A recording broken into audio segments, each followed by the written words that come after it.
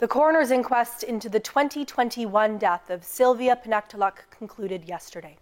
She died in police custody in Tuktoyaktuk after being arrested under the Liquor Act. The jury ruled it was an accidental death caused by alcohol poisoning. The CBC's Des Loreen was at the inquest this week. He joins me now with more. Tell us about the testimonies that were heard this week, Des, what people were saying about the night that Sylvia died. Thanks, Megan. We heard from her cousin Eva that Sylvia had recently returned from a trip to her fish camp. She was making dry fish, usually takes a couple of days.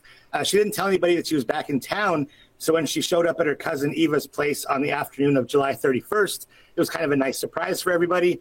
They had a couple of drinks together, but then Sylvia left to go find her common law partner. And so she left her cousin and friends there at the house. And at what point were the RCMP called? That was about 10 p.m. that night. Her cousin Eva was told that Sylvia was asleep at the bottom of her steps outside. Eva testified that her and her roommate tried to wake up her cousin, but Sylvia refused to get up. She said she was good, didn't want to leave the steps and come inside. So that's when Eva said she made the decision to call the RCMP so they could bring her to cells where she'd be safe and warm for the night. And what condition was Sylvia in when they got to the RCMP detachment? So video at the inquest showed that Sylvia was actually dragged out of the truck because she couldn't walk on her own. So one of the officers got a sleeping mat and they rolled her onto it.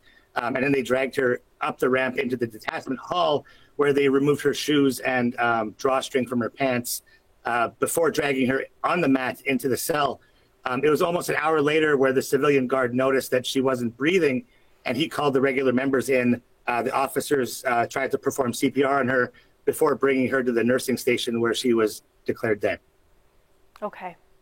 I understand there was an expert witness on addictions during this inquest. What were the key points made by this expert on her health condition and the medical treatment that she should have received?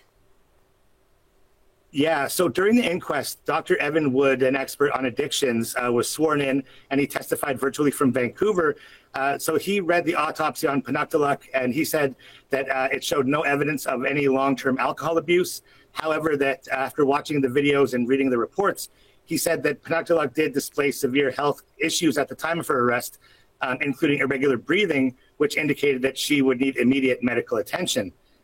Wood explained to individuals that individuals in her condition are typically treated with IV fluids and sometimes even dialysis to help remove alcohol from their system. He noted, though, however, that such medical treatments might not be available in rural or remote communities like the one Pinaktaluk was detained in. And what about her family? Were they at the inquest and did they say anything about what happened, Des?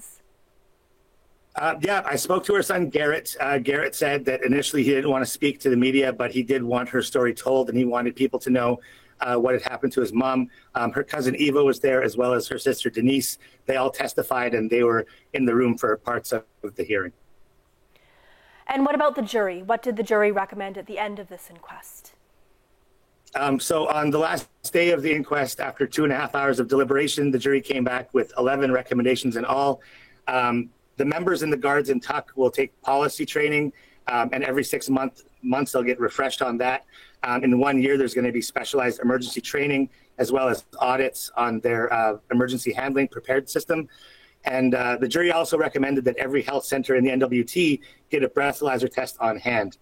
And they also wanted to recommend that the territorial and local authorities in Tuktoyaktuk work to get an ambulance and a sobering center in the community. Thank you for all your work on this, Des. Thanks so much.